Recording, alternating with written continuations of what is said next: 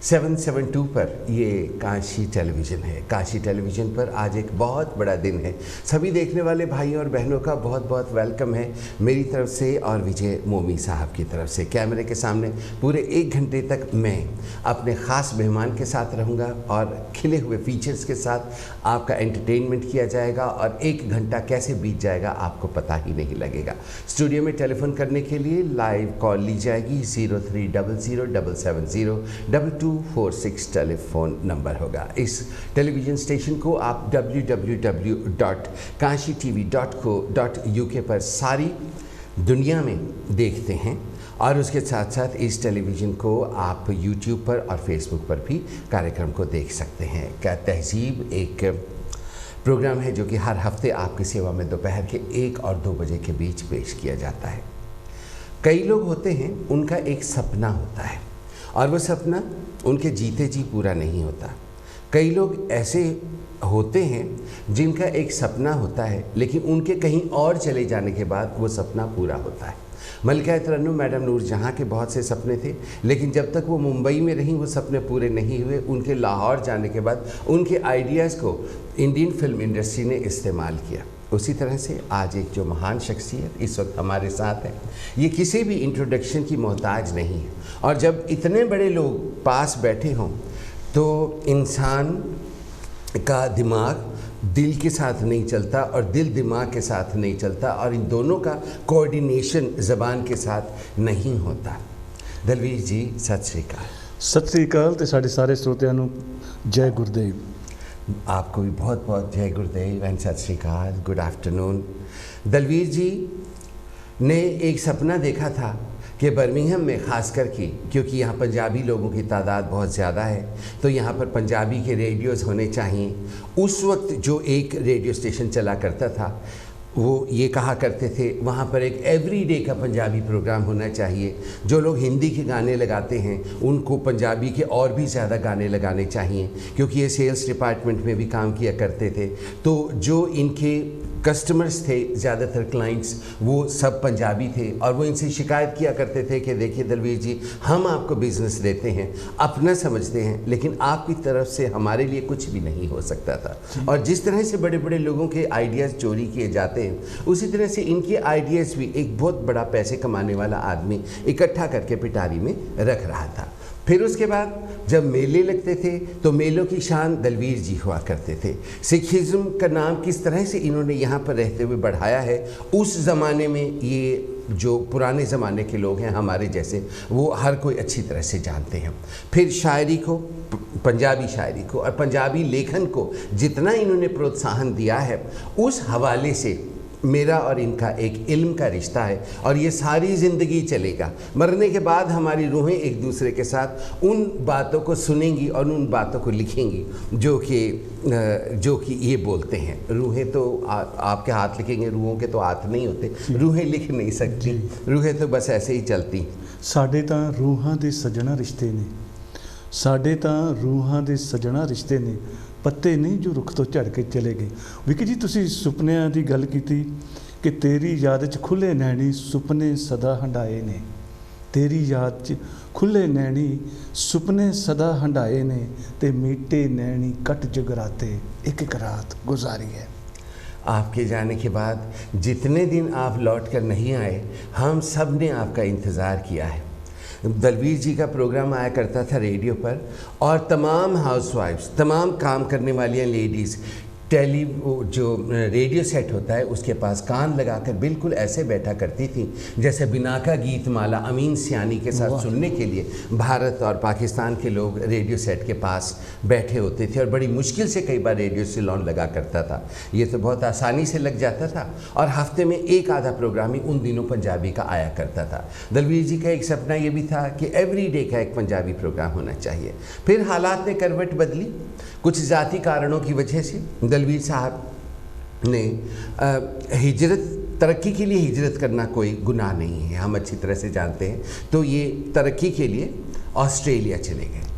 जब इन्होंने central mask के सामने मुझे कहा कि मैं ऑस्ट्रेलिया चले जाना है तो मैं उस वक्त बहुत नाराज़ हुआ और मैंने इनके साथ बात करनी छोड़ दी कि हम आपसे इतना प्यार करते हैं और आप हमें छोड़ के जा रहे हैं, जीते जी हमें अपने आप से अलग कर रहे हैं।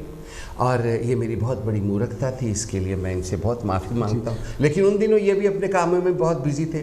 ऑस्ट्रेलिया जाके इन्होंने जो कुछ किया ये तो ये खुद बताएंगे, लेकिन इनके जाने के बाद जो इनके सारे सपने थे, वो जो लोग इनके आइडियाज़ को पिटारियों में बंद करके बैठे थे, उन्होंने फट से पिटारियाँ खोली। एवरी डे के पंजाबी प्रोग्राम होने शुरू हो गए, लेकिन उनके नाम से, इनका नाम तक नहीं आया। कोई गल नहीं जी, काम होना चाहिए, काम हो गया। हाँ जी। लेकिन फिर उसके बाद पंजाबी रेडियोज़ भी खुल गए और आज भगवान की दया से वो बहुत तरक्की कर रहे हैं। गली गली में टेलीविज़न स्टेशन खुल गए और वो टेलीविज़न स्टेशन बहुत तरक्की कर रहे हैं। लेकिन जितने भी हैं, काशी टेलीविज़न जैसा तो कोई है नहीं है। और आज हम यहाँ पर बैठ के बातें कर रहे हैं। पंजाबी की जो गल करीदी है, मैं हमेशा कहना कि मोती किसे सुहागण दी नथ दा मैं, टुकड़ा किसे पंजाबण दी वंग दा हाँ, मिले मान पंजाबी नूं देश अंदर आशक मुंड तो इस उमंग दा हाँ, मैं पंजाबी पंजाब दा शर्फ सेवक, सदा खैर पंजाबी दी मंगदा हाँ। विकी जी, मैं समझदा कि हर एक इंसान दे सिर अपनी माँ बोली दा कर्ज हुंदा है, तो कोशिश मेरी रही है हमेशा कि हौली हौली किसी भी तरीके नाल वो कर्ज उतारिया जाए, तो कोशिश जारी रही है। हाँ जी, जिन्ना भी मैं कर सकिया। तो मैं कहना कि लंडन, बर्मिंघम, ब्रिस्बेन, मेरा पिंड हलवारा, ये चक्कर मेरे पैरों का है दोस्तों सारे दा सारा, बड़ा लंबा सफ़र है जिंदगी दसो किमें मुकाइए, सदा रूह वतना ले तड़पदी जिधर भी जाइए। दलवीर जी ने दुनिया भर का भला किया है, लेकिन इनके भावुक मुझसे जो रिलेशन रहे हैं वो मैं अकेला ही नहीं, बहुत से लोगों को इन्होंने सपोर्ट किया है। आज से बहुत साल पहले की बात है, अर्ली 80s की बात है, अर्ली 80s की लेट 80s की बात है। गुरुद्वारे में, एक बहुत बड़े गुरुद्वारे में मेरी इनके साथ मुलाकात हुई। इन्होंने अपना कार्ड मुझे दिया, इन्होंने कहा कि तुम्हें रेडियो पर होना चाहिए, रेडियो स्टेशन आना, मैं तुम्हारी सारी मदद करूँगा और अपनी सीवी ले आना। और आप ये सोचिए कि उस ज़माने में मुझे ये नहीं पता था सीवी क्या होती है। जी तो जी विकी जी, दस जावां कि वैस्ट मिडलैंड दे विच जिहड़ी रेडियो की शुरुआत की है, तो मैं तो मेरे दोस्त, जेकर मैं उन्होंने जिक्र ना करा तो चंगा नहीं होगा, DJ पोल उन्हों का नाम, असी दोनों ने मिल के एक सपना लिया सी कि रेडियो स्टेशन होना चाहिए। तो उन्हीं दिन मैं वैस्ट मिडलैंड पुलिस में भी काम करता सी, तो मैनू उत्थे मेरे पास फोटो है। हाँ जी, हाँ जी। सो वॉलसोल दे विच ते साडी ये मंग सी कि कम्यूनिटी नूं लोड़ है, तो लोग प्रोग्राम सुनते भी बहुत सी उन्होंने दिनों के। तो बाद विच जिस वेले रेडियो का लाइसेंस आ गया, तो फिर उन्होंने एक कंसोर्टियम बना के वो लाइसेंस ले लिया, तो मैनू उत्थे जाण दा सुभाग प्राप्त होया। तो 15 साल मैं उत्थे पंजाबी प्रोग्राम करता रहा, गाउंदा पंजाब। हाँ जी। तो जिहड़ा भी अजे तक लोगों को याद है। हुण भी जदों मैं किते किसी मेले ते जाना, तुसीं प्रोग्राम नहीं करते, तुहाडी आवाज़ नहीं सुनी। मैं कहा जी मैं तो देश छड्ड के आस्ट्रेलिया चला गया, 13-14 साल हो गए। हाँ जी, तकरीबन बहुत से लोगों का दिल तोड़कर दलवीर जी चले गए थे, लेकिन हमारी खुशकिस्मती है कि अब जबकि कंपनी की ज़रूरत होती है तो दलवीर जी हमारे पास लौट। देखिए जी कि ये जो वफा की कहानी, ये टुटे दिलों के जो किस्से, ये जो वफा की कहानी, ये टुटे दिलों के जो किस्से, कौन करेगा हिसाब आए के हिस्से। कोई नहीं, हम आप बांट लेंगे। आप वापस आ जाइए परमानेंट। इसी तरह से बातचीत दलवीर जी के साथ चलती रहेगी। आप भी पुराने दिनों की बात करना चाहते हैं, या अब पंजाबी का फ्यूचर ऑस्ट्रेलिया में क्या होगा और इंग्लैंड में क्या होगा उसके बारे में कोई बात करना चाहते हैं, आज ये अपनी मातृभाषा में बात करेंगे, माँ बोली में, और मैं अपनी में। आप इनके साथ फ़ोन करके बातचीत कर सकते हैं। 0300770246 टेलीफोन नंबर है। और आइए अब हम चलते हैं नई दिल्ली। नई दिल्ली में पत्रकार श्रीमती सुमन बख्शी जी इंतज़ार कर रही हैं, जो कि वहाँ के जो समाचार हैं, ख़ास करके पिछड़े वर्ग के, जाति और जनजाति के, जिनके बारे में कोई भी ध्यान नहीं करता, जिनके बारे में कोई बात करना भी आज भी सही नहीं समझता, आपकी सेवा में नई दिल्ली से पेश करेंगी। इसे सुमन बख्शी जी, नमस्कार। नमस्कार। आपकी सेहत कैसी है? बहुत अच्छी है। सुमन बख्शी जी, भारत में अब ऐसी टेलीविज़न डिबेट्स चल रही हैं कि दूसरी चीज़ों से तो प्रदूषण होता ही है, यानी कि पॉल्यूशन फैलती है, मगर आपके जो टेलीविज़न पर डिबेट्स आती हैं, इससे सोसाइटी में बहुत ज़्यादा पॉल्यूशन फैल रहा है। इसके बारे में आप क्या कहेंगी? जी, इसमें सुप्रीम कोर्ट ने कहा है कि जो टीवी चैनल्स पे होने वाली डिबेट्स हैं वो दूसरी चीजों से अधिक प्रदूषण फैला रही हैं। पीठ ने ये भी कहा कि प्रत्येक का अपना एजेंडा होता है और उन्होंने कहा कि आप किसी मुद्दे का इस्तेमाल नहीं करें, क्योंकि अगर जब आप किसी मुद्दे का सिर्फ बता देते कि ये मुद्दा है तो उसके बाद सिर्फ बहस ही होती है। कोर्ट ने कहा कि इसका समाधान होना चाहिए, ना कि बहस। अदालत ने ये टिप्पणी जो है दिल्ली गवर्नमेंट की ओर से पेश हुए वरिष्ठ अधिवक्ता दिल्ली गवर्नमेंट की तरफ से मनु सिंघवी जी की दलील पर ये बात कही है, जिसमें उन्होंने कहा कि पराली जलाना वायु के पोल्यूशन में से एक है, जिसका हल होना चाहिए कि पराली को नहीं जलाना चाहिए। कोर्ट ने यह भी कहा कि टीवी डिबेट्स पर हाई कोर्ट को भी गुमराह किया जाता है और इसके बाद सॉलिसिटर जनरल मेहता जी ने कहा कि पराली का योगदान 4 से 7% है। अदालत ने कहा कि हमें गुमराह नहीं किया जा रहा। आपने मनु सिंघवी जी को कहा कि आपने 10% कहा था, लेकिन हलफनामे में 40 से 50% है। पीठ ने ये कहा कि इस प्रकार की आलोचना जो है हमें झेलनी पड़ती है। हम सार्वजनिक मतलब स्थान पदों पर होते हैं, हमें समाज में बेहतरी के लिए जो हम लोग कार्य करते हैं, कार्य करना पड़ता है हमें, तो इसके लिए इस चीजों से थोड़ा सा दूर ही रहें। जो डिबेट्स है इनको जो है अच्छी डिबेट्स होनी चाहिए, हेल्दी डिबेट्स जिसको कहते हैं, उन्होंने अदालत ने कहा कि वो होना चाहिए। That's very true indeed. अच्छा, अगला सवाल आपसे ये है कि भारत में वसीयत को किसी समझौते से खुद नहीं लिया जा सकता, ये सुप्रीम कोर्ट ने कहा है। क्या इसको आप एक्सप्लेन कर सकते हैं? जी बिल्कुल, सुप्रीम कोर्ट ने कहा है कि वसीयत को किसी भी, जैसे कोई समझौता कर लेते हैं, उसके तहत जो है रद्द नहीं किया जा सकता। ये केवल भारतीय उत्तराधिकार कानून की धारा 70 के तहत ही रद्द हो सकती है। उन्होंने कहा कि कोई भी जैसे मिलके जैसे कर लेते कि हाँ जी हम लोग मिल जाते हैं तो ये रद्द कर देते हैं, तो वो चीज रद्द नहीं होगी। इसके लिए धारा 70 के तहत ही ये जो उसको रद्द किया जा सकता है। इसमें जस्टिस अजय रस्तोगी और जस्टिस अभय की पीठ ने कहा कि उत्तराधिकार अधिनियम की धारा 70 में ये स्पष्ट कहा है कि वसीयत रद्द करने के लिए क्या क्या जरूरी है। मौजूदा एक जो मामला है वो मांगेलाल जी का है कि मांगेलाल ने 6 मई 2000, ये मामला जो है छत्तीसगढ़ का है, 6 मई 2009 को एक वसीयतनामा किया, जिसमें उसने जमीन को एक हिस्सा अपनी बेटी रामकन्या और कुछ हिस्सा भाई के बेटों के नाम किया। उनके नाम है सुरेश, प्रकाश और दलीप के नाम। इसके बाद सुरेश और रामकन्या ने 12 मई 2009 में दोनों ने समझौता करके जमीन आपस में बांट ली। रामकन्या ने फरवरी 2011 को सेल डील तैयार की, जिसमें उसने जमीन बद्रीनाथ को बेच दी। निचली अदालत ने माना कि सुरेश और रामकन्या को ने समझौता किया और उन्होंने बेचने का अधिकार, उनको दोनों को अधिकार नहीं था जो उन्होंने आपस में डील करके किया। उन्होंने कहा कि सेल डील को हम 0 करार देते हैं, इसको नहीं माना जाएगा। सुरेश के लिए ये बाध्य नहीं होगा। सुप्रीम कोर्ट ने कहा कि धारा 70 के अनुसार वसीयत, अन्य वसीयत कार्यकर्ता द्वारा लिखित रूप से ही वसीयत को रद्द करने के जो है वो रद्द किया जा सकता है, ऐसे रद्द नहीं किया जा सकता। जो धारा 70 है उसको पढ़ना आवश्यक है, उसके तहत धारा के तहत ही जो है वसीयत रद्द हो सकती, ऐसे समझौता करके नहीं हो सकती। अच्छा जी, पिछले दिनों भारत सरकार ने बड़ा शोर मचाया था कि अनाथ बच्चों को गोद लिया जाए, अनाथ बच्चों को गोद लिया जाए, लेकिन जो हमारे पास खबर आई है वो ये है कि अनाथ बच्चों को सरकार ने कहा था कि सालाना 3 करोड़ बच्चों को गोद लिया जाएगा, लेकिन सालाना सिर्फ पिछले साल 4000 बच्चों को गोद लिया गया है। तो बाकी के बच्चों का क्या बना? जी, ये वाकई जो विचार करने योग्य है ये बात।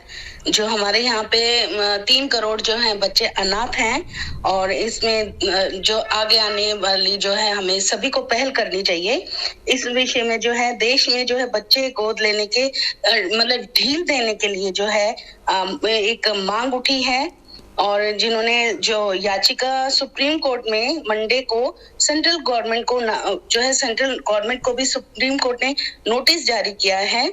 शीर्ष अदालत ने गैर सरकारी संगठन टेम्पल ऑफ हीलिंग ने सचिव पीयूष सक्सेना के जरिए ये जो उन्होंने पीयूष सक्सेना ने ये जो है याचिका दायर कर सेंट्रल गवर्नमेंट को निर्देश देने की मांग की है। उन्होंने कहा है कि देश में बच्चे गोद लेने की संख्या बढ़ाई जाए। भारतीय आबादी में 10 से 14% लोग बांझपन की समस्या से जूझ रहे हैं। ये समस्या शहरी इलाकों में सबसे ज्यादा है। वहाँ हर 6 में से एक कपल इस समस्या से ग्रस्त है और ये 3.2 करोड़ जो है मतलब परसेंटेज आती है। इंडियन कानून जो है काफी पेचीदा है और जस्टिस चंद्रचूड़ और जस्टिस सूर्यकांत ने कहा है कि सेंट्रल गवर्नमेंट को भी जो है वो क्या कहना चाहते हैं हम उनका भी पक्ष सुन के तो इस पे विचार किया जाएगा, सुप्रीम कोर्ट ने ये कहा है। राइट।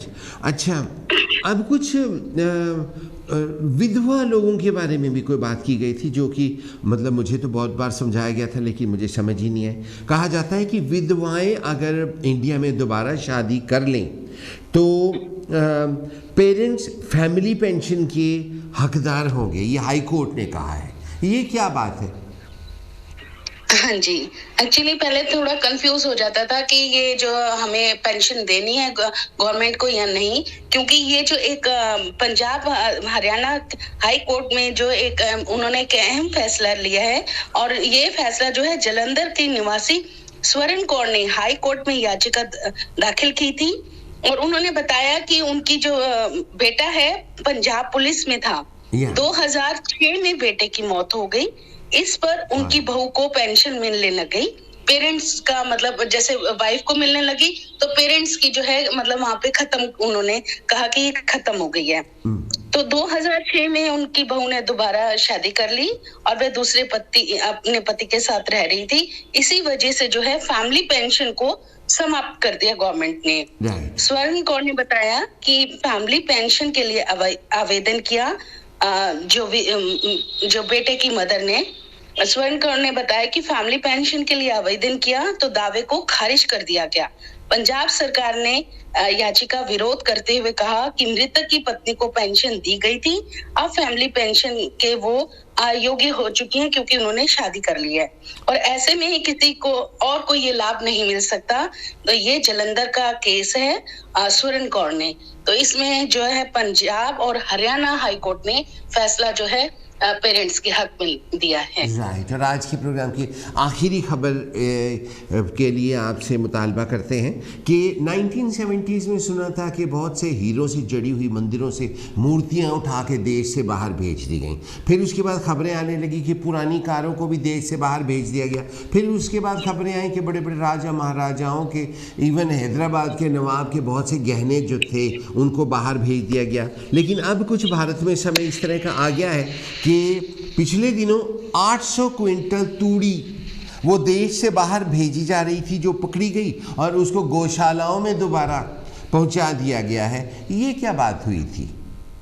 जी, इस वक्त जो है पशु चारे के लिए जो है भारत में थोड़ा सा दिक्कत आ रही है और जो पशु चारे को लेकर बनी मौजूदा जो परिस्थिति है उसको देखते हुए हरियाणा गवर्नमेंट ने सिरसा और फतेहाबाद के बाद जो कल जो है फ्राइडे को जो लास्ट फ्राइडे को करनाल, पानीपत, झज्जर और कैथल के जिला उपायुक्तों ने भी अपनी अपनी डिस्ट्रिक्ट से जो है तूड़ी बाहर ना भेजने का फैसला किया है और उस पर रोक लगा दी है क्योंकि इस वक्त चारे की बहुत समस्या बनी हुई है। चारे से जूझ रहे पशुपालक और गौशालाएं जो चलाते हैं उनको इस चीज से काफी राहत मिली है। आदेश उन्होंने जो बोला कि आदेश का जो भी उल्लंघन करेगा, जो तूड़ी बाहर लेके जाएगा तो उसके ऊपर कार्रवाई की जाएगी। हरियाणा के फतेहाबाद के जिला उपायुक्त ने वीरवार को आदेश दिया कि जिले के बाहर कोई भी तूड़ी ना ले जाए। उन्होंने अधिकारियों की ड्यूटी भी लगा दी है और वीरवार रात को एसडीएम टीम ने रात के समय गांव बड़ो पोल और खारा खेड़ी के पास 2 ट्रैक्टर ट्रॉली जो है तूड़ी पकड़ी जिसमें 800 क्विंटल जो है तूड़ी को पकड़ा। और उन्होंने फिर इसी तूड़ी को जो है ये राजस्थान जा रही थी और ये जो तूड़ी को जो है उन्होंने गांव बड़ोपोल की गौशाला में उतारा और 600 क्विंटल को उन्होंने गौशाला में उतारा और 200 क्विंटल गांव भिड़वाना में भिजवा दिया। और जिला प्रशासन ने ईंट भट्टों वालों से भी कहा है, उनको निर्देश दिए हैं कि जो ईंट पकाने के समय आप तूड़ी का इस्तेमाल करते हैं तो वो ना किया जाए। और सीमा पर जितने भी जो है सीमाएं लगती हैं राजस्थान, और उन्होंने वहां पे भी लोगों की ड्यूटी लगा दी है कि यहाँ से जो तूड़ी बाहर ना ले जा सके। इस टाइम चारे की समस्या बनी हुई है। Thank you very much indeed Suman Bakshi ji. इसके साथ ही आज के समाचार यहीं पर समाप्त होते हैं। अगले हफ्ते आज ही के दिन आज ही के समय एक बार फिर से काशी टेलीविजन पर नई दिल्ली से आपका इंतजार रहेगा। तब तक के लिए नमस्कार, धन्यवाद जी, धन्यवाद। बैक स्काई चैनल 772 पर तहजीब प्रोग्राम आपके एंटरटेनमेंट के लिए पेश किया जा रहा है और आपकी सेवा में थोड़ी देर के बाद राबिया खत्री जी एक वेलकम सॉन्ग सुनाने के लिए आ रही हैं और वह दलवीर सुमन जी को वेलकम कर रही हैं। दलवीर जी, बर्मिंघम में अपनी इज़्ज़त, शोहरत, मेहनत के झंडे गाड़ने के बाद आप ऑस्ट्रेलिया गए, तो वहाँ पर पंजाबी का क्या माहौल आपने पाया? ਉੱਥੇ ਕਿਉਂਕਿ ਉਹ ਮੁਲਕ ਹਜੇ 250 ਸਾਲ ਪੁਰਾਣਾ ਤੇ ਸਾਡੇ ਪੰਜਾਬੀ ਲੋਕੀ ਅਜੇ ਜਾਣੇ ਸ਼ੁਰੂ ਹੋਏ ਨੇ, ਬਹੁਤ ਦੇਰ ਤੋਂ ਵੀ ਰਹਿੰਦੇ ਆ, ਪਰ ਜ਼ਿਆਦਾ ਸਟੂਡੈਂਟ 10-15 ਸਾਲ ਤੋਂ ਉੱਥੇ ਆਉਣੇ ਸ਼ੁਰੂ ਹੋਏ। ਇੰਟਰਨੈਸ਼ਨਲ ਸਟੂਡੈਂਟ ਉਹ ਆਉਂਦੇ ਨੇ, ਮਿਹਨਤ ਕਰਦੇ ਨੇ ਤੇ ਫਿਰ ਹੌਲੀ ਹੌਲੀ ਕਾਮਯਾਬ ਹੋ ਜਾਂਦੇ ਨੇ। ਉਸ ਮੁਲਕ ਦੇ ਬਾਰੇ ਦੱਸਦਾ ਜਾਵਾਂ ਕਿ ਸਿਰਫ 2.5 ਕਰੋੜ ਆਬਾਦੀ ਹੈ ਆਸਟ੍ਰੇਲੀਆ ਦੀ ਤੇ ਇੰਡੀਆ ਤੋਂ 3-4 ਗੁਣਾ ਵੱਡਾ। ਜਿਹੜੇ ਲੋਕੀ ਨੇ 90% ਲੋਕੀ ਨੇ ਜਿਹੜੇ ਸਮੁੰਦਰ ਦੇ ਕੰਢੇ ਤੋਂ 100 ਮੀਲ ਦੀ ਦੂਰੀ ਤੇ ਵਿੱਚ ਰਹਿੰਦੇ ਨੇ ਜੀ। ਤੇ ਜ਼ਿਆਦਾ ਆਸਟ੍ਰੇਲੀਆ 2.5 ਕਰੋੜ ਦੀ ਆਬਾਦੀ ਹੈ, ਪਰ 25 ਮਿਲੀਅਨ ਤੇ 50 ਮਿਲੀਅਨ ਕੈਂਗਰੂਜ਼ ਨੇ ਜੀ ਉੱਥੇ। ਕੈਂਗਰੂਜ਼ ਦੀ ਭੇਡਾਂ ਬਹੁਤ ਨੇ ਜੀ। ਤੇ ਬਹੁਤ ਲੋਕ ਸ਼ਾਇਦ ਜਾਣਦੇ ਨਾ ਹੋਣ ਕਿ ਉੱਥੇ ਊਠ ਬਹੁਤ ਨੇ। ਡੈਜ਼ਰਟ ਹੈ, ਸੈਂਟਰਲ ਆਸਟ੍ਰੇਲੀਆ ਡੈਜ਼ਰਟ ਹੈ, ਊਠ ਬਹੁਤ ਹੈ। ਤੇ ਆਸਟ੍ਰੇਲੀਆ ਦੇ ਆਲੇ ਦੁਆਲੇ 8000 ਛੋਟੇ ਛੋਟੇ ਆਈਲੈਂਡ ਨੇ। ਹਾਂਜੀ, ਤੇ ਉਸ 'ਚ ਬੀਚਿਸ ਬਹੁਤ ਨੇ। ਜੇਕਰ ਤੁਸੀਂ ਇੱਕ ਬੀਚ ਹਰ ਰੋਜ਼ ਦੇਖਣ ਜਾਓ, ਇੱਕ ਬੀਚ 'ਤੇ ਹਰ ਰੋਜ਼ ਜਾਓ ਤਾਂ ਤੁਹਾਨੂੰ ਸਾਰੇ ਬੀਚ ਦੇਖਣ ਲਈ 27 ਸਾਲ ਲੱਗਣਗੇ। Oh my goodness, that big, it's a massive country. So ਸਾਡੇ ਇੰਡੀਅਨ ਹੌਲੀ ਹੌਲੀ ਹੁਣ ਉੱਥੇ ਆਉਣ ਲੱਗੇ ਆ, ਗੁਰਦੁਆਰੇ ਵੀ ਬਣਨ ਲੱਗੇ ਆ, ਮੰਦਰ ਵੀ ਬਣਨ ਲੱਗੇ ਆ ਹੌਲੀ ਹੌਲੀ, ਕਿਉਂਕਿ ਜਿੱਥੇ ਵੀ ਜਾਣ ਪੰਜਾਬੀ ਆਪਣਾ ਪੰਜਾਬ ਵਸਾ ਲੈਂਦੇ। ਸਿਡਨੀ ਬਹੁਤ ਨੇ, ਮੈਲਬਰਨ ਬਹੁਤ ਹੈ, ਕੈਨਬਰਾ ਬਹੁਤ ਨੇ। ਅਤੇ ਸਾਡੇ ਲਈ ਮਾਣ ਵਾਲੀ ਗੱਲ ਹੈ ਕਿ ਹੁਣ ਉੱਥੋਂ ਦੀ ਲੋਕਲ ਪੋਲੀਟਿਕਸ ਦੇ ਵਿੱਚ, ਸਿਆਸਤ ਵਿੱਚ ਵੀ ਹਿੱਸਾ ਲੈਣ ਲੱਗੇ ਆ। ਉੱਥੇ ਸਾਡੇ ਕੋਲ ਕਾਉਂਸਲਰ ਵੀ ਨੇ ਉੱਥੇ, ਬੜੀ ਚੰਗੀ ਗੱਲ ਹੈ। ਅਤੇ MP ਵੀ ਜਲਦੀ ਬਣ ਜਾਣਗੇ। ਸਾਡੀ ਵੀ ਇੱਥੇ ਹੈ ਪ੍ਰੀਤੀ ਪਟੇਲ, ਉਹਨੂੰ ਤੁਸੀਂ ਲੈ ਜਾਓ ਜੀ। ਉਹਦੇ ਬਾਰੇ ਬੜਾ ਕੁਝ ਸੁਣਦਾ, ਬੜੇ ਚੰਗੇ ਰਿਮਾਰਕਸ ਲੋਕ ਪੇਸ਼ ਕਰਦੇ, ਕਿਉਂਕਿ ਸੋਸ਼ਲ ਮੀਡੀਆ 'ਤੇ ਮੈਂ ਦੇਖਦਾ ਰਹਿੰਦਾ। ਸੋ ਬੜਾ ਕੁਝ ਕਿਹਾ ਜਾਂਦਾ ਹੈ। ਹਾਂਜੀ, ਸਿਆਸਤ ਵਿੱਚ ਕੁਝ ਵੀ ਸਹੀ ਨਹੀਂ ਹੁੰਦਾ। ਅਤੇ ਜਿਸ ਤਰ੍ਹਾਂ ਤੁਹਾਨੂੰ ਪਤਾ ਕਿ ਸਾਡੇ ਇੰਡੀਆ ਦੀ ਸਿਆਸਤ ਹੈ ਉਹ ਬਿਲਕੁਲ ਅਲੱਗ ਕਿਸਮ ਦੀ ਹੈ। ਸੋ ਇੱਥੇ ਆ ਕੇ ਵੀ ਕੁਛ ਅਸੀਂ ਕੋਸ਼ਿਸ਼ ਕਰਦੇ ਹਾਂ। ਅਸੀਂ ਗੋਰਿਆਂ ਵਰਗੀ ਸਿਆਸਤ ਨਹੀਂ ਕਰਦੇ, ਅਸੀਂ ਆਪਣੇ ਮੁਲਕਾਂ ਵਰਗੀ ਥੋੜ੍ਹੀ ਸਿਆਸਤ। ਕੌਵੇ ਵੀ ਕਦੇ ਹੰਸ ਬਣੇ? ਹਾਂਜੀ, ਕਦੇ ਵੀ ਨਹੀਂ ਬਣੇ, ਨਾ ਹੀ ਬਣेंगे ਜੀ। देखिए, जब as you were a presenter in England in Birmingham and ਉਹਦੇ ਬਾਅਦ ਤੁਹਾਡੇ ਆਪਣੇ ਅਪੀਅਰੈਂਸਿਸ ਲੋਕ ਕਰਵਾਉਂਦੇ ਸੀਗੇ, ਯੂ ਵਰ ਅ ਸੈਲੀਬ੍ਰਿਟੀ, ਤੁਹਾਨੂੰ ਦੇਖਣ ਵਾਸਤੇ ਟ੍ਰੈਫਿਕ ਜੈਮਸ ਹੋ ਜਾਂਦੇ ਸੀਗੇ। ਮੇਰੇ ਵੀ ਹੁੰਦੇ ਸੀ, ਬਟ ਔਨ ਡਿਫਰੈਂਟ ਟਾਈਮਿੰਗਸ। ਲੇਕਿਨ ਜਦੋਂ ਤੁਸੀਂ ਫਿਰ ਤੁਹਾਡੇ ਰੇਡੀਓ ਪਰ ਜਾਣਾ, ਤੁਹਾਡੇ ਟੈਲੀਵਿਜ਼ਨ 'ਤੇ ਆਉਣਾ, ਜੋ ਵੀ ਇੱਥੇ ਮੀਡੀਆ ਸੀ ਉਹ ਤੁਹਾਡੇ ਅਰਾਊਂਡ ਘੁੰਮਦਾ ਸੀ। ਇੱਥੋਂ ਤੁਸੀਂ ਉੱਥੇ ਚਲੇ ਗਏ, ਉੱਥੇ ਕੁਛ ਵੀ ਨਹੀਂ ਸੀ। ਨਹੀਂ, ਉੱਥੇ ਹਾਂ, ਉੱਥੇ ਜਾ ਕੇ ਜਦੋਂ ਮੈਂ ਦੇਖਿਆ, ਉੱਥੇ ਰੇਡੀਓ 4 ਵੀ ਜਿਹੜਾ ਕਿ ਬ੍ਰਿਸਬਨ ਦਾ ਕਮਿਊਨਿਟੀ ਰੇਡੀਓ ਸਟੇਸ਼ਨ ਹੈ, ਉੱਥੇ ਪ੍ਰੋਗਰਾਮ ਕਰਨ ਦਾ ਮੌਕਾ ਮਿਲਿਆ। 1 ਸਾਲ ਭਰ ਉੱਥੇ ਮੈਂ ਸ਼ੋਜ਼ ਕੀਤੇ ਆਪਣੇ ਗਾਉਂਦਾ ਪੰਜਾਬ। ਹਰਮਨ ਰੇਡੀਓ ਜਿਹੜਾ ਕਿ ਉੱਥੇ ਇੰਟਰਨੈਟ ਰੇਡੀਓ ਹੈ, ਚੱਲਦਾ, ਸਾਰੇ ਆਸਟ੍ਰੇਲੀਆ ਵਿੱਚ ਮਸ਼ਹੂਰ ਹੈ, ਦੁਨੀਆ ਭਰ ਵਿੱਚ ਸੁਣਿਆ ਜਾਂਦਾ। ਉਸ ਦੇ ਉੱਤੇ ਵੀ ਪ੍ਰੋਗਰਾਮ ਕੀਤੇ। ਉਹ ਪ੍ਰੋਗਰਾਮ ਜਿਹੜੇ ਸਨ, ਕਿਉਂਕਿ ਸਾਨੂੰ ਆਦਤ ਪਈ ਸੀ ਸਟੂਡੀਓ ਵਿੱਚੋਂ ਪ੍ਰੋਗਰਾਮ ਕਰਨ ਦੀ ਜੀ, ਅਤੇ ਉਸ ਉੱਤੇ ਪ੍ਰੋਗਰਾਮ ਤੁਸੀਂ ਘਰ ਦੇ ਕੰਪਿਊਟਰ 'ਤੇ ਬੈਠ ਕੇ ਕਰੋ। ਜਿਹੜਾ ਗੀਤ ਲਾਉਂਦਾ ਕਿਤੇ ਬੈਠਾ, ਕੋਈ ਹੋਰ ਕੰਟਰੋਲ ਕਰ ਰਿਹਾ ਪਟਿਆਲੇ ਤੋਂ, ਕੋਈ ਸਿਡਨੀ ਤੋਂ। ਸੋ ਇਸ ਤਰ੍ਹਾਂ ਸੀ, ਇਸ ਕਰਕੇ ਫਿਰ ਉਹ ਮਾਹੌਲ ਨਹੀਂ ਬਣ ਸਕਿਆ ਰੇਡੀਓ ਵਾਲਾ। ਥੋੜ੍ਹੀ ਦੇਰ ਬਾਅਦ ਮੈਂ ਉਹਨਾਂ ਨੂੰ ਵੀ ਛੱਡ ਦਿੱਤਾ। ਪਰ ਬੜੇ ਪਿਆਰੇ ਮਿੱਤਰ ਨੇ ਮੇਰੇ, ਅਮਰਜੀਤ ਸਿੰਘ ਸਿੱਧੂ, हरमन रेडियो मेहमान आए हैं जी, ਤੁਹਾਡਾ वेलकम करने के लिए। वेरी वेलकम जी on Kashi television. Hello hello hello hello जी, अस्सलाम वालेकुम, कैसी हैं? वालेकुम अस्सलाम, कैसे हो आप? हम लोग बिल्कुल ठीक ठाक हैं, आपके सामने हैं। वालेकुम सलाम। हाँ जी, हाँ बिल्कुल मैं सुनती हूँ, आपका प्रोग्राम बहुत अच्छा लगता है। Thank you very much Indeed. आज तो दलवीर जी ऑस्ट्रेलिया से आपका गाना सुनने आए। अच्छा बिल्कुल गाना सुनना है? हाँ जी बिल्कुल सुनना है। आपने इनके लिए वेलकम सॉन्ग सुनाना है। ओके चलो। आज कौन सा गाना सुना रही हैं और ये इनिशियली किसने गाया है? आज गाना है लता जी का। अच्छा जी। और ये गाना मुकेश जी ने भी गाया है। वाह जी, वाह। तो आप लता का वर्जन गा रही हैं? गाना गा रही हूँ। I hope you like it. Absolutely. हाँ जी, शुरू कीजिए। इरशाद।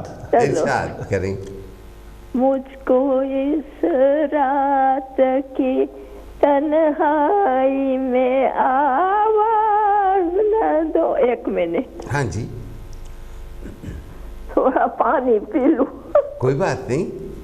मुझको इस रात की तन्हाई में आवाज न दो, वाह जी वाह। आवाज न दो,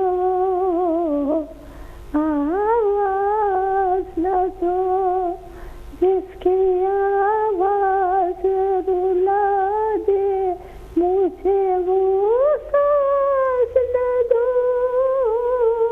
वो साज न दो, आवाज न दो।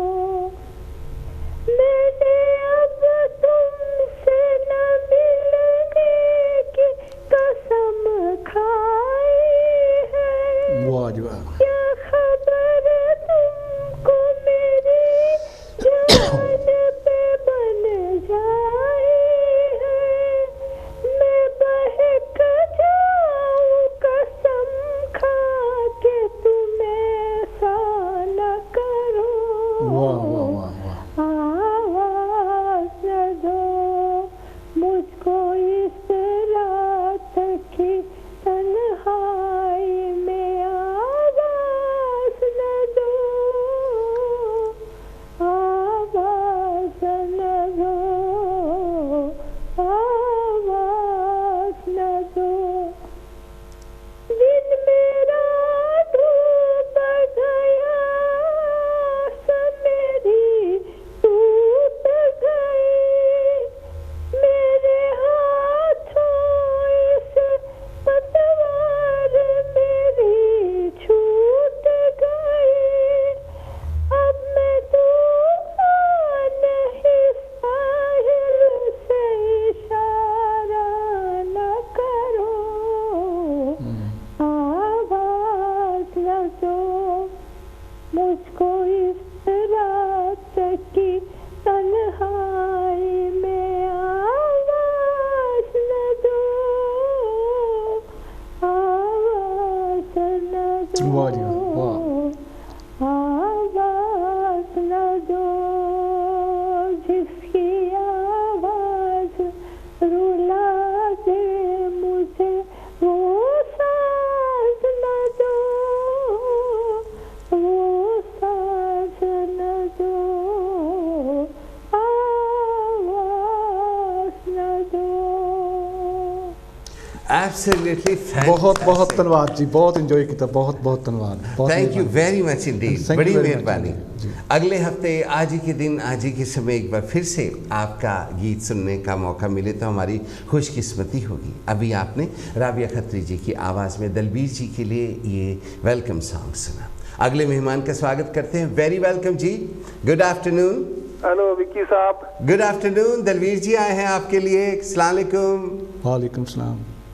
हाँ, ये मैं इनकी बातें सुन रहा था, बड़े इंफॉर्मेटिव बातें गल्लां कर रहे सन। हाँ ते जी, मैं भी ਤੁਹਾਨੂੰ ਪੰਜਾਬੀ ਬੋਲਣ ਦਾ ਸ਼ੌਕ ਹੈ, ਤੁਸੀਂ ਅੱਜ ਇਹਨਾਂ ਨਾਲ ਹੀ ਗੱਲਾਂ ਕਰੋ। ਮੈਂ ਅੱਜ ਗੱਲ ਨਹੀਂ ਕਰਨੀ ਤੁਹਾਡੇ ਨਾਲ। ਮੇਰੀ ਮਾਦਰੀ ਜ਼ਬਾਨ ਹੈ ਤੇ ਬੜਾ ਸੁਣ ਕੇ ਖੁਸ਼ੀ ਹੁੰਦੀ ਹੈ ਕਿ ਆਸਟ੍ਰੇਲੀਆ ਤੇ ਦੂਸਰੇ ਮੁਲਕਾਂ 'ਚ ਵੀ ਇਹ ਜ਼ਬਾਨ ਜਿਹੜੀ ਹੈ ਪ੍ਰਮੋਟ ਹੋ ਰਹੀ ਹੈ ਜੀ। ਤੇ ਦਰਅਸਲ ਗੱਲ ਇਹ ਹੈ ਕਿ ਆਦਮੀ ਜਿੱਥੇ ਵੀ ਚਲਾ ਜਾਏ ਆਪਣੇ ਰੂਟਸ ਨਹੀਂ ਭੁੱਲ ਸਕਦਾ। जी। ਉਹ ਪੀਲੇ ਤੋਂ ਇੱਕ ਗੋਰਾ ਮੇਰੇ ਕੋਲ ਪੁੱਛਣ ਲੱਗਾ ਕਿ why did you go to Ukraine. ਉਹ ਮੈਂ ਕਿਹਾ that is the only mistake I did in my life ਕਿ ਮੈਂ ਯੂਕਰੇਨ ਚਲਾ ਗਿਆ। ਤੇ ਮਤਲਬ ਇਹ ਅੱਜ ਕੱਲ ਤੁਹਾਨੂੰ ਪਤਾ ਉੱਥੋਂ ਦੇ ਹਾਲਾਤ ਠੀਕ ਨਹੀਂ ਹੈਗੇ, ਕਿਸ ਤਰ੍ਹਾਂ ਉੱਥੇ ਜੰਗ ਜਾਰੀ ਹੈ ਤੇ I can't go back there. ਲੇਕਿਨ ਐਵੇਂ ਕਿ ਆਦਮੀ ਆਪਣੇ ਰੂਟਸ ਨੂੰ ਔਰ ਆਪਣੀ ਓਰੀਜਨੈਲਿਟੀ ਨੂੰ ਨਹੀਂ ਭੁਲਾ ਸਕਦਾ। ਪੰਜਾਬੀ ਹੈ ਜਾਂ ਜਿਸ ਵੀ ਇਲਾਕੇ ਦੇ ਹੋ ਤੁਸੀਂ ਆਪਣੇ ਮਤਲਬ you Kant forget your past. नहीं भुलाना भी नहीं ਜੀ चाहिए। ਜੀ ਹੈਲੋ ਜੀ ਤੇ ਬੜੀਆਂ ਅੱਛੀਆਂ ਗੱਲਾਂ ਕਰ ਰਹੇ ਨੇ, ਬੜੇ ਅੱਛੇ ਕਰ ਰਹੇ ਨੇ। ਮੈਂ ਟੀਵੀ ਤੇ ਕੋਈ ਗੱਲ ਨਹੀਂ ਕਰਨਾ ਚਾਹੁੰਦਾ, ਲੇਕਿਨ ਇੱਕ ਲੇਡੀ ਕਾਲਰ ਨੇ ਮੇਰੇ ਮੁਤਲਕ ਬੜੀ ਗਲਤ ਗੱਲ ਕੀਤੀ ਕਿ ਮੈਂ ਪੰਜਾਬੀ 'ਚ ਬਕਵਾਸ ਕਰਨਾ। ਪੰਜਾਬੀ सॉरी ਕਈ ਲੋਕਾਂ ਨੂੰ ਬੋਲਣ ਦੀ ਤਮੀਜ਼ ਨਹੀਂ ਹੁੰਦੀ, ਪਰ ਤੁਸੀਂ ਆਪ ਦੇਖੋ ਜਿਹਦੀ ਮਾਂ ਨੇ ਜਿਹਨੂੰ ਜੋ ਸਿਖਾਇਆ ਹੋਏਗਾ ਅਗਲੇ ਨੇ ਉਹੀ ਬੋਲਣਾ ਹੈ ਨਾ। ਅੱਜ ਕੱਲ ਦੁਨੀਆ 'ਚ ਜਹਾਲਤ ਬਹੁਤ ਫੈਲ ਗਈ ਹੈ, ਲੋਕਾਂ ਦੀਆਂ ਮਾਵਾਂ ਉਹਨਾਂ ਨੂੰ ਤਮੀਜ਼ ਨਹੀਂ ਸਿਖਾਉਂਦੀਆਂ, ਤਾਂ ਜਿਹਦੀ ਮਾਂ ਨੇ ਜੋ ਸਿਖਾਇਆ ਹੈ ਉਹੀ ਅਗਲੇ ਬੋਲਦੇ हैं। बड़ा शर्म की बात है यार, ਅਸੀਂ ਬਹੁਤ ਸ਼ਰਮਿੰਦਾ। ਲਾਈਕ ਮਤਲਬ ਬੋਲਣ 'ਚ ਫਰਕ ਹੈ ਕਈ, ਮਤਲਬ ਪਾਕਿਸਤਾਨ 'ਚ ਵੀ ਪੰਜਾਬੀ ਜ਼ਬਾਨ ਪੂਰੇ ਪੰਜਾਬ 'ਚ ਕਿਤੇ ਨਹੀਂ, ਲੇਕਿਨ ਹੋਵੇ ਕਿ ਦੂਸਰੇ Pothwari Saraiki different variation of Punjabi language ਬੋਲੀਆਂ ਜਾਂਦੀਆਂ ਨੇ। ਤੇ ਮੈਂ ਪਾਕਿਸਤਾਨ 'ਚ ਵੀ ਦੇਖਿਆ ਮੁਖਤਲਿਫ ਇਲਾਕਿਆਂ 'ਚ ਪੰਜਾਬੀ ਦੀ ਜ਼ਬਾਨ 'ਚ ਇੰਨਾ ਫਰਕ ਹੋ ਜਾਂਦਾ ਹੈ ਕਿ ਮਤਲਬ ਲੱਗਦਾ ਹੀ ਨਹੀਂ ਕਿ ਪੰਜਾਬੀ ਜ਼ਬਾਨ ਹੈ। ਪਰ ਪੰਜਾਬੀ ਜ਼ਬਾਨ ਨੂੰ ਮੈਂ ਬੜਾ ਲਾਈਕ ਕਰਨਾ ਕਿਉਂਕਿ I been speaking it from my childhood. ਤੁਹਾਡੇ ਮਹਿਮਾਨ ਦੀ ਬੜਾ ਪੰਜਾਬੀ ਦੀ ਜ਼ਬਾਨ 'ਤੇ ਗੱਲਾਂ ਕਰ ਰਹੇ ਨੇ ਤੇ ਮੈਂ ਬੜਾ ਉਹਨਾਂ ਦੀਆਂ ਗੱਲਾਂ। ਜੀ ਮੈਂ ਹਮੇਸ਼ਾ ਕਹਿਣਾ ਕਿ ਪਾਕਿਸਤਾਨ ਦੇ ਵਿੱਚ ਸਾਡੇ ਨਾਲੋਂ ਵਧੀਆ ਪੰਜਾਬੀ ਠੇਠ ਪੰਜਾਬੀ ਬੋਲਦੇ ਨੇ, ਉਹਨਾਂ ਦੀ ਪੰਜਾਬੀ ਬਹੁਤ ਵਧੀਆ ਹੈ। ਅਸਲੀ ਪੰਜਾਬੀ ਤਾਂ ਉਹੀ ਹੈ ਸਾਨੂੰ ਲੱਗਦੀ, ਕਿਉਂਕਿ ਬਹੁਤ ਸਾਰੇ ਜਿਹੜੀ ਇੱਧਰਲੇ ਪੰਜਾਬ ਵਿੱਚ ਨੇ ਬਹੁਤ ਸਾਰੇ ਪੰਜਾਬੀ ਵਿੱਚ ਸੰਸਕ੍ਰਿਤ ਦੇ ਲਫ਼ਜ਼ ਆ ਗਏ ਜਿਹੜੇ ਕਈ ਵਾਰੀ ਬੋਲਣੇ ਵੀ ਔਖੇ ਹੋ ਜਾਂਦੇ ਨੇ। हाँ जी एजाज साहब, thank you ever so much Indeed, आपने टेलीफोन किया। अगले हफ्ते आज ही के दिन आज ही के समय एक बार फिर से बातचीत होगी। ਤੁਹਾਡਾ ਬਹੁਤ ਬਹੁਤ ਧੰਨਵਾਦ ਜੀ। बहुत बहुत थैंक यू। अच्छा दलवीर जी, फिर ਤੁਸੀਂ ਸਟਾਰਟ ਉੱਥੇ ਕਿਵੇਂ ਕੀਤਾ in broadcasting, which was your passion? ਹਾਂਜੀ, ਕਿਉਂਕਿ ਉੱਥੇ ਜਿਸ ਤਰ੍ਹਾਂ ਦੇ ਤੁਸੀਂ ਕੰਮ ਕਰਦੇ ਹੋ ਉਸ ਤਰ੍ਹਾਂ ਦੇ ਲੋਕ ਤੁਹਾਨੂੰ ਮਿਲ ਜਾਂਦੇ ਨੇ। ਸੋ ਉੱਥੇ ਕੁਝ ਲੋਕ ਮਿਲੇ ਜਿਹੜੇ ਬ੍ਰੌਡਕਾਸਟਿੰਗ ਦੇ ਵਿੱਚ ਸਨ ਕਰਦੇ, ਤੇ ਉੱਥੇ ਫਿਰ ਇੱਕ ਕਮਿਊਨਿਟੀ ਰੇਡੀਓ ਸਟੇਸ਼ਨ ਹੈ, ਰੇਡੀਓ 4 ਵੀ 52 ਲੈਂਗੁਏਜਿਸ 52 ਲੈਂਗੁਏਜ ਦੇ ਉੱਤੇ ਪ੍ਰੋਗਰਾਮ ਚੱਲਦੇ ਨੇ, ਤੇ ਪੰਜਾਬੀ ਦਾ ਪ੍ਰੋਗਰਾਮ ਬਹੁਤ ਸਾਲਾਂ ਨੂੰ ਚੱਲ ਰਿਹਾ ਸੀ। ਸੋ ਪ੍ਰੋਗਰਾਮ ਕਰਨ ਦਾ ਮੈਨੂੰ ਮੌਕਾ ਮਿਲਿਆ, ਸੁਭਾਗ ਮਿਲਿਆ, ਤੇ ਕੀਤਾ ਵੀ 1 ਸਾਲ ਪਰ। ਐਂਡ ਅਸੀਂ ਇਹ ਸੁਣਿਆ ਹੈ ਕਿ ਆਸਟ੍ਰੇਲੀਆ 'ਚ ਲੋਕ ਕੰਗਾਰੂ ਖਾਂਦੇ ਵੀ ਹੈ। ਬਿਲਕੁਲ ਜੀ, ਕੰਗਾਰੂ ਉੱਥੇ ਦਾ ਬਹੁਤ ਮਸ਼ਹੂਰ ਜਾਨਵਰ ਹੈ। ਜਿਸ ਤਰ੍ਹਾਂ ਮੈਂ ਕਿਹਾ ਕਿ 25 ਮਿਲੀਅਨ ਦੀ ਆਬਾਦੀ ਹੈ ਤੇ 50 ਮਿਲੀਅਨ ਕੈਂਗਰੂਜ਼ ਨੇ ਜਾਂ ਕੰਗਾਰੂ ਨੇ, ਤੇ ਉਹ ਉਸਦਾ ਮੀਟ ਵੀ ਖਾਂਦੇ ਨੇ। ਤੁਸੀਂ ਖਾਇਆ? ਨਹੀਂ, ਮੈਂ ਨਹੀਂ ਖਾਧਾ, ਪਰ ਅਸੀਂ ਨਹੀਂ ਖਾਧਾ ਨਹੀਂ। ਮੈਂ ਤੁਹਾਨੂੰ ਹਾਸੇ ਤੇ ਮਜ਼ਾਕ ਵਾਲੀ ਗੱਲ ਦੱਸਾਂ ਕਿ ਸਾਡਾ ਆਪਣਾ ਰੈਸਟੋਰੈਂਟ ਹੁੰਦਾ ਸੀ, ਟੇਕ ਅਵੇ ਵੀ ਸੀ, ਰੈਸਟੋਰੈਂਟ ਵੀ ਸੀ, ਤੇ ਬੜੇ ਮਜ਼ਾਕ ਨਾਲ ਜ਼ਿਆਦਾ ਲੋਕ ਇੰਗਲੈਂਡ ਤੋਂ ਗਏ ਹੋਏ ਮਿਲਦੇ ਸਨ ਤੇ ਉਹ ਕੈਂਗਰੂ ਦਾ ਮੀਟ ਖਾਂਦੇ ਸਨ। ਤੇ ਮੈਂ ਕਿਹਾ ਉਹ if you like we can do a kangaroo vindaloo, koala koma, koala ਵੀ ਉੱਥੇ ਬਹੁਤ ਹੁੰਦਾ ਨਾ, koala koma already got no ਮੈਂ ਕਿਹਾ I'm just joking, I'm not going to do that but ਉਹ ਕੈਂਗਰੂ ਦਾ ਮੀਟ ਖਾਂਦੇ ਆ, ਮਿਲ ਜਾਂਦਾ ਬਾਜ਼ਾਰ ਵਿੱਚ। ਹਾਂ ਜੀ। ਐਂਡ ਹੁਣ ਪੋਇਟਰੀ ਕੈਸੀ ਚੱਲ ਰਹੀ ਹੈ ਇਨ ਆਸਟ੍ਰੇਲੀਆ? ਤੁਹਾਡੀ ਪੋਇਟਰੀ ਕੈਸੀ? ਹਾਂ ਜੀ, ਉੱਥੇ ਮੇਰੀ ਖੁਸ਼ਕਿਸਮਤੀ ਹੈ ਕਿ ਸਾਡਾ ਇੱਕ ਗਰੁੱਪ ਬਣ ਗਿਆ 31 ਪਰਿਵਾਰਾਂ ਦਾ, ਇਪਸਾ ਇੰਡੋਜ਼ ਪੰਜਾਬੀ ਸਾਹਿਤ ਅਕੈਡਮੀ ਆਫ ਆਸਟ੍ਰੇਲੀਆ, ਤੇ ਬ੍ਰਿਸਬਨ ਵਿੱਚ ਇੰਡੋਜ਼ ਸਿੱਖ ਕਮਿਊਨਿਟੀ ਸੈਂਟਰ ਦੇ ਵਿੱਚ ਇੱਕ ਬਹੁਤ ਵੱਡੀ ਲਾਇਬ੍ਰੇਰੀ ਹੈ ਜਿਸ ਦਾ ਮੈਂ ਇੰਚਾਰਜ ਵੀ ਹਾਂ, ਤੇ ਹਰ ਸੰਡੇ ਵਾਲੇ ਦਿਨ ਉੱਥੇ ਜਸਟਿਸ ਆਫ ਪੀਸ ਦੀਆਂ ਸੇਵਾਵਾਂ ਵੀ ਨਿਭਾਉਣਾ ਪਿਛਲੇ 10 ਸਾਲ ਤੋਂ। ਮੈਜਿਸਟ੍ਰੇਟ? ਹਾਂਜੀ, ਜਸਟਿਸ ਆਫ ਪੀਸ। ਹਾਂਜੀ। ਤੇ ਉੱਥੇ ਫਿਰ ਅਸੀਂ ਹਰ ਮਹੀਨੇ ਕੋਈ ਨਾ ਕੋਈ ਫੰਕਸ਼ਨ ਰੱਖੀਦਾ, ਕੋਈ ਕਵੀ ਆ ਗਿਆ, ਕੋਈ ਇੰਡੀਆ ਤੋਂ ਆ ਗਿਆ, ਕੋਈ ਵੀ ਸਾਨੂੰ ਪਤਾ ਲੱਗ ਜੇ ਆਸਟ੍ਰੇਲੀਆ ਵਿੱਚ ਆਇਆ ਹੋਇਆ, ਅਸੀਂ ਉਸਨੂੰ ਬੁਲਾ ਲੈਂਦੇ ਹਾਂ, ਘੁਮਾਉਂਦੇ ਹਾਂ, ਫਿਰਾਉਂਦੇ ਹਾਂ, ਦਿਖਾਉਂਦੇ ਹਾਂ, ਤੇ ਉਸ ਦੀ ਕੁਝ ਪੋਇਟਰੀ ਸੁਣਦੇ ਆ ਤੇ ਕੁਝ ਆਪਣੀ ਪੋਇਟਰੀ ਸੁਣਾਉਂਦੇ ਆ। ਸਾਡੇ ਵਿੱਚ ਬਹੁਤ ਸਾਰੇ ਉੱਥੇ ਪੋਇਟਸ ਨੇ। ਅਸੀਂ 2 ਕਿਤਾਬਾਂ ਵੀ ਛਾਪੀਆਂ, ਮੈਂ ਇਸ ਵੇਲੇ ਲੈ ਕੇ ਨਹੀਂ ਆਇਆ, ਉਸ ਵਿੱਚ ਜਿਹਦੇ ਵਿੱਚ ਲੇਡੀਜ਼ ਦੀ ਪੋਇਟਰੀ ਵੀ ਹੈ ਤੇ ਮੈਨਸ ਦੀ ਪੋਇਟਰੀ ਹੈ। ਜਿਹੜੇ ਨਵੇਂ ਆਏ ਮੁੰਡੇ ਲਿਖਦੇ ਆ ਉਹਨਾਂ ਨੂੰ ਅਸੀਂ ਬਹੁਤ ਸਾਰਾ ਉਤਸ਼ਾਹਿਤ ਕਰਦੇ ਹਾਂ। ਇਪਸਾ ਇੰਡੋਜ਼ ਪੰਜਾਬੀ ਸਾਹਿਤ ਅਕੈਡਮੀ, ਉਸ ਦਾ ਮੈਂ ਬਹੁਤ ਸਾਲ ਪ੍ਰਧਾਨ ਵੀ ਰਿਹਾ, ਤੇ ਹੁਣ ਹੋਰ ਮੁੰਡੇ ਸੰਭਾਲਦੇ ਨੇ, ਪਰ ਮੈਂ ਸਟਿਲ ਉਹਨਾਂ ਨਾਲ ਜੁੜਿਆ ਹੋਇਆ ਹਾਂ। ਸਾਡੇ 31 ਪਰਿਵਾਰ ਨੇ, ਸੋ ਕਈ ਵਾਰੀ ਪਰਿਵਾਰਕ ਫੰਕਸ਼ਨ ਕਿਸੇ ਦੇ ਘਰੇ ਹੋ ਜਾਂਦਾ, ਕਦੇ ਕਿਸੇ ਦੇ ਘਰੇ ਹੋ ਜਾਂਦਾ, ਤੇ ਉਸ ਵਿੱਚ ਬੱਚੇ ਵੀ ਭਾਗ ਲੈਂਦੇ ਨੇ। ਅਸੀਂ ਕੋਸ਼ਿਸ਼ ਕਰ ਰਹੇ ਹਾਂ ਕਿ ਬੱਚਿਆਂ ਨੂੰ ਵੀ ਆਪਣੇ ਅਮੀਰ ਵਿਰਸੇ ਤੇ ਸੱਭਿਆਚਾਰ ਦੇ ਨਾਲ ਜੋੜੀਏ, ਤੇ ਚੰਗੀ ਗੱਲ ਹੋਏਗੀ। ਹੁਣ ਜਦੋਂ ਤੁਸੀਂ ਆਸਟ੍ਰੇਲੀਆ ਤੋਂ ਇੰਗਲੈਂਡ ਆਉਂਦੇ ਹੋ, ਬਰਮਿੰਘਮ, ਇੱਥੇ ਤੁਹਾਨੂੰ ਕੀ ਡਿਫਰੈਂਟ ਮਹਿਸੂਸ ਹੁੰਦਾ ਹੈ? 3 ਸਾਲ ਪਹਿਲਾਂ ਆਇਆ ਸੀ, ਉਸ ਵੇਲੇ ਕੁਝ ਅਲੱਗ ਕਿਸਮ ਦਾ ਲੱਗਦਾ ਸੀ, ਪਰ ਹੁਣ ਆਇਆ ਤਾਂ ਹੁਣ ਤੇ ਬਿਲਕੁਲ ਇਸ ਤਰ੍ਹਾਂ ਲੱਗਦਾ ਇੰਨੀ ਭੀੜ, ਇੰਨੇ ਲੋਕ, ਇੰਨੀਆਂ ਕਾਰਾਂ, ਪਾਰਕਿੰਗ ਦੀ ਬੜੀ ਮੁਸ਼ਕਿਲ ਹੈ, ਜਿਹੜਾ ਕਿ ਮੈਂ ਪਿਛਲੀ ਵਾਰੀ ਨੋਟਿਸ ਨਹੀਂ ਕੀਤਾ, ਧਿਆਨ ਨਹੀਂ ਕੀਤਾ, ਪਰ ਬਹੁਤ ਭੀੜ ਲੱਗਦੀ ਹੈ ਇੱਥੇ। ਹਾਂਜੀ। ਤੇ ਕਈ ਨਸਲਾਂ ਦੇ ਲੋਕ ਹੋਰ ਦਿਸਦੇ ਨੇ ਜਿਹੜੇ ਕਿ ਪਹਿਲਾਂ नहीं सन दिसते। डिफरेंट किस्म के लोग सारी दुनिया के जी। ਹੁਣ ਇੱਕ ਖੂਬ ਉਸ ਤਰ੍ਹਾਂ ਆਸਟ੍ਰੇਲੀਆ ਵਿੱਚ ਵੀ ਬਹੁਤ ਸਾਰੇ ਲੋਕ ਵੱਖ-ਵੱਖ ਨਸਲਾਂ ਦੇ ਨੇ, ਮੇਰੇ ਖਿਆਲ 72 ਨਸਲਾਂ ਨੇ नेशनल। ऑस्ट्रेलिया में आदिवासी भी हैं। हाँ जी, हाँ जी, आदिवासी भी और रीजनल मेरे ख्याल जो ओरिजिनल लोग हैं। हाँ जी, ਉਹ ਵੀ ਹੈ। ਹਾਂਜੀ, ਉਹਨਾਂ ਦੇ ਵਿੱਚੋਂ ਕੁਝ MP ਵੀ ਚੁਣੇ ਗਏ ਨੇ ਹੁਣ ਜੀ, ਤੇ ਸਾਡੇ ਲੋਕਾਂ ਨਾਲ ਬਹੁਤ ਵਧੀਆ ਵਰਤਦੇ ਨੇ ਉਹ। ਜਿੱਥੇ ਤੱਕ ਤੁਹਾਡੇ ਪੁਰਾਣੇ ਸਾਥੀ ਜਿਨ੍ਹਾਂ ਨਾਲ ਤੁਹਾਡੇ ਪੰਜਾਬੀ 'ਚ ਵਿਚਾਰ ਵਟਾਂਦਰਾ ਉਦੋਂ ਹੁੰਦਾ ਸੀਗਾ, ਉਹਨਾਂ ਦਾ ਹੁਣ ਕੀ ਹਾਲ ਹੈ ਇੱਥੇ? ਹੁਣ ਹੌਲੀ ਹੌਲੀ ਮਿਲ ਰਿਹਾ। ਕੱਲ 100 ਰੋਡ ਤੇ ਗਿਆ ਸੀ, ਉੱਥੇ ਬਹੁਤ ਸਾਰੇ ਮਿੱਤਰ ਮਿਲੇ, ਤਰਲੋਚਨ ਗਿਲਗਾ ਮਿਲਿਆ, ਭੰਵਰਾ ਸਾਹਿਬ ਮਿਲੇ, ਬਿਨ ਕੂਲਨ ਮਿਲਿਆ, ਹੋਰ ਵੀ ਮਿਲਦੇ ਨੇ, ਕਈਆਂ ਨੂੰ ਮੈਂ ਆਪ ਖੁਦ ਜਾ ਕੇ ਉੱਥੇ ਮਿਲ ਲੈਣਾ। ਹਾਂਜੀ। ਸੋ ਮੈਂ ਮਿਲਣ ਗਿਲਣ ਆਇਆ। ਹਾਂਜੀ, ਸੋ ਜਗ ਜਿਉਂਦਿਆਂ ਦੇ ਮੇਲੇ। ਯੈਸ, ਯਾ ਜਦੋਂ ਤੁਸੀਂ ਹੁਣ ਇੱਥੇ ਸੋ ਮੈਨੀ ਡਿਫਰੈਂਟ ਪੰਜਾਬੀ ਰੇਡੀਓ ਸਟੇਸ਼ਨਸ ਦੇਖਦੇ ਹੋ, ਉਦੋਂ ਤੁਹਾਨੂੰ ਕੁਝ ਯਾਦ ਆਉਂਦਾ ਹੈ ਕਿ ਉਸ ਜ਼ਮਾਨੇ ਜਦੋਂ ਤੁਸੀਂ ਇੱਥੇ ਸੀਗੇ ਉਦੋਂ ਕੁਝ ਨਹੀਂ ਸੀ ਹੁੰਦਾ ਜੀ, ਤੇ ਹੁਣ ਇਹ ਸਾਰਾ ਕੁਝ ਇੱਥੇ ਹੈ, ਤਾਂ ਕਿਉਂ ਨਾ ਮੈਂ ਆਸਟ੍ਰੇਲੀਆ ਛੋੜ ਕੇ ਵਾਪਸ ਇੰਗਲੈਂਡ ਆ ਜਾਵਾਂ? ਵਿਕੀ ਜੀ, ਉਸ ਸਮੇਂ ਤੁਹਾਨੂੰ ਗੱਲ ਦੱਸਾਂ ਕਿ ਅਸੀਂ ਇੱਕ ਕਵੀ ਦਰਬਾਰ ਕਰਾਇਆ ਵਿਸਾਖੀ 'ਤੇ, ਹੁਣ ਵੀ ਵਿਸਾਖੀ ਦਾ ਮੇਲਾ ਜੀ, ਤੇ ਕਿਉਂਕਿ ਉਹ ਰੇਡੀਓ ਸਟੇਸ਼ਨ 'ਤੇ ਅਸੀਂ ਪ੍ਰੋਗਰਾਮ ਨਹੀਂ ਸੀ ਕਰ ਸਕਦੇ, ਇਸ ਕਰਕੇ ਇੱਕ ਸਟੂਡੀਓ ਦੇ ਵਿੱਚ ਕੀਤਾ ਗਿਆ। ਉੱਥੇ ਕਵੀਆਂ ਨੂੰ ਸੱਦ ਕੇ ਸਾਰਿਆਂ ਨੂੰ ਉਹਨਾਂ ਦੀ ਕਵਿਤਾਵਾਂ ਸੁਣੀਆਂ ਗਈਆਂ, ਜਿਹਦੇ ਵਿੱਚੋਂ ਬਹੁਤ ਸਾਰੇ ਇਸ ਦੁਨੀਆ ਵਿੱਚ ਨਹੀਂ ਹੈ। ਤੇ ਉਸ ਜਿਸ ਵੇਲੇ ਰੇਡੀਓ 'ਤੇ ਲਾਇਆ, ਉਹ ਲੱਗੇ ਬਿਲਕੁਲ ਜਿਵੇਂ ਸਟੂਡੀਓ ਦੇ ਵਿੱਚ ਹੁੰਦਾ, ਰਿਕਾਰਡਿੰਗ ਇਸ ਢੰਗ ਦੇ ਨਾਲ ਕੀਤੀ ਗਈ। ਉਸ ਤੋਂ ਕਈ ਸਾਲ ਪਹਿਲਾਂ ਮੇਰੇ ਦਿਲ ਵਿੱਚ ਖਿਆਲ ਆਇਆ, 10 ਸਾਲ ਬੀਤ ਗਏ, ਤੇ ਫਿਰ ਅਸੀਂ ਉਹੀ ਪ੍ਰੋਗਰਾਮ ਰੇਡੀਓ 'ਤੇ ਲਾਇਆ, ਵਿਸਾਖੀ ਪ੍ਰੋਗਰਾਮ, ਤੇ ਬਹੁਤ ਸਾਰੇ ਲੋਕਾਂ ਨੇ ਕਿਹਾ ਤੁਸੀਂ ਸਾਨੂੰ ਕਿਉਂ ਨਹੀਂ ਸੱਦਿਆ? ਮੈਂ ਕਿਹਾ 10-15 ਸਾਲ ਪਹਿਲਾਂ ਦੀ ਰਿਕਾਰਡਿੰਗ ਹੈ, ਤੇ ਇਹਦੇ ਵਿੱਚ ਬਹੁਤ ਸਾਰੇ ਕਵੀ ਇਸ ਵਿੱਚ ਹੈ ਨਹੀਂ, ਸੋ ਕਈ ਵਾਰੀ ਯਾਦਾਂ ਹੀ ਰਹਿ ਜਾਂਦੀਆਂ ਨੇ। ਤੇ ਹੁਣ ਵੀ ਇੱਥੇ ਆ ਕੇ ਲੱਗਦਾ ਵੀ ਹੌਲੀ ਹੌਲੀ ਯਾਰ ਵਿਛੜਦੇ ਜਾਂਦੇ ਨੇ, ਯੈਸ, ਦਿਲਦਾਰ ਵਿਛੜਦੇ ਜਾਂਦੇ ਨੇ। ਹਾਂਜੀ। ਔਰ ਜਿੰਨੇ ਜ਼ਮਾਨੇ ਤੁਹਾਡੇ ਜਾਣ ਦੇ ਬਾਅਦ ਇੱਕ ਰੀਤ ਹੀ ਬਣ ਗਈ ਸੀ ਕਿ ਹਰ ਸਾਲ ਇੱਕ ਪ੍ਰੈਜ਼ੈਂਟਰ ਮਰਦਾ ਸੀ। ਫਿਰ ਜਦੋਂ ਉਸ ਰੇਡੀਓ ਤੋਂ ਮੈਂ ਚਲਾ ਗਿਆ ਸੀਗਾ ਤਾਂ ਸਾਰਿਆਂ ਨੇ ਕਿਹਾ ਸ਼ੁਕਰ ਹੈ ਤੂੰ ਉੱਥੋਂ ਆ ਗਿਆ, ਕਿਉਂਕਿ ਉੱਥੇ ਹਰ ਸਾਲ ਇੱਕ ਪ੍ਰੈਜ਼ੈਂਟਰ ਮਰਦਾ ਤਾਂ ਕਿਤੇ ਐਸਾ ਨਹੀਂ ਹੁੰਦਾ ਵੀ ਤੇਰੀ ਵਾਰੀ ਆ ਜਾਂਦੀ। ਹਾਂਜੀ।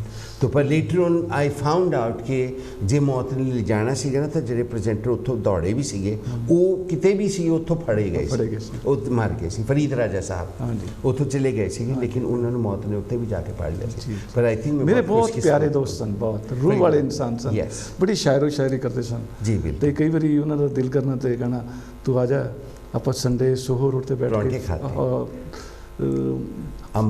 ਫੁਲਕਾ ਕਹਿੰਦੇ ਸੀ, ਹਲਵਾ ਤੋਰੀ, ਹਲਵਾ ਪੂਰੀ ਖਾਂਦੇ ਆ, ਹਲਵਾ ਪੂਰੀ। ਹਾਂਜੀ, ਤੇ ਬੜਾ ਚੰਗਾ ਲੱਗਦਾ ਸੀ। ਹੁਣ ਉਹ ਰੈਸਟੋਰੈਂਟ ਹੀ ਨਹੀਂ ਹੈ। ਨਹੀਂ ਜੀ, ਨਹੀਂ। ਹਾਂ, ਰੈਸਟੋਰੈਂਟ ਉਹ ਮਾਹੌਲ ਹੀ ਬਦਲ ਗਿਆ। ਸੋਹੋ ਰੋਡ ਦਾ ਵੀ ਬਿਲਕੁਲ ਉਸ ਤਰ੍ਹਾਂ ਦਾ ਨਹੀਂ ਹੈ, ਰੌਣਕ ਚਲੀ ਗਈ।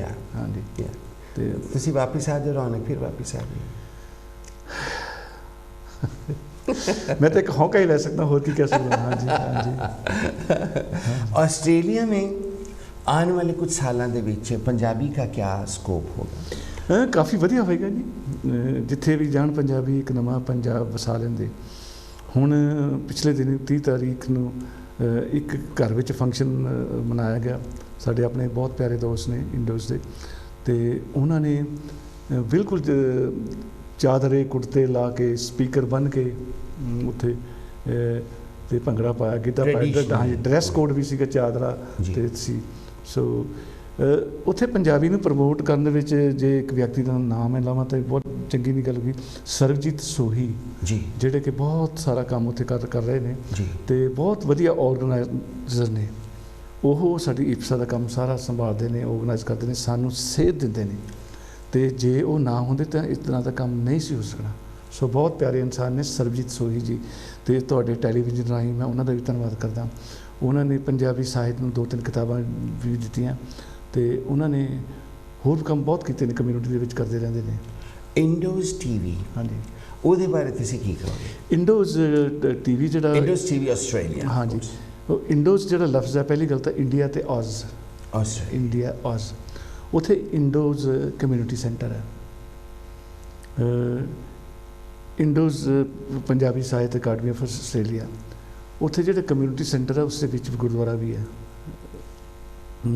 ਇੰਡੋਜ਼ ਸਿੱਖ ਇੰਡੋਜ਼ ਸਪੋਰਟਸ ਵੀ ਹੈ, ਇੰਡੋਜ਼ ਥੀਏਟਰ ਵੀ ਹੈ, ਤੇ ਇਸ ਤਰ੍ਹਾਂ ਪਾਰਟਸ ਉਹ ਬਣੇ ਨੇ। ਤੇ ਜਿਹੜੇ ਗੁਰਦੁਆਰਾ ਸਾਹਿਬ ਦੇ ਪ੍ਰਧਾਨ ਸਨ ਉੱਥੇ, ਰਿਸ਼ਪਾਲ ਹੇਰ ਜੀ, ਉਹ ਬਹੁਤ ਵਧੀਆ ਕੰਮ ਕਰਦੇ ਸਨ, ਤੇ ਉਹਨਾਂ ਨੂੰ ਆਪ ਵੀ ਸ਼ੌਕ ਸੀ ਨਾਟਕ ਅੰਦਰ ਰੰਗ ਕਰਨੇ ਸਨ। ਉਹਨਾਂ ਨੇ ਇੱਕ ਨਾਟਕ ਕਰਵਾਇਆ ਸਾਰਿਆਂ ਨੂੰ ਤਿਆਰ ਕਰਕੇ, ਤੇ ਉਸ ਦੇ ਨਾਲ ਉਸ ਸਾਰਾ ਹਾਲ ਭਰ ਗਿਆ, ਸਭ ਟਿਕਟਾਂ ਵਿਕ ਗਈਆਂ ਜੀ।